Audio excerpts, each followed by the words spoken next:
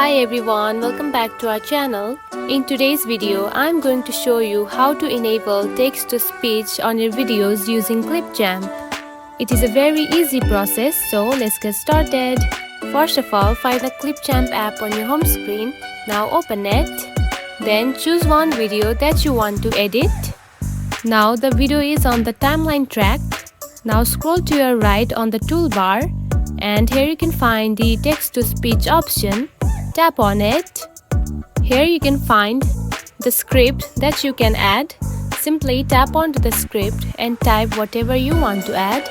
Now you can also change the language of the script. Now choose one and tap onto done.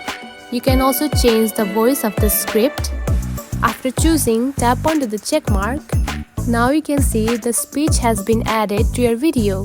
And that's it. This is how you can enable text-to-speech option on your videos using Clipchamp.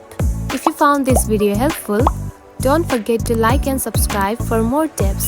Thanks for watching.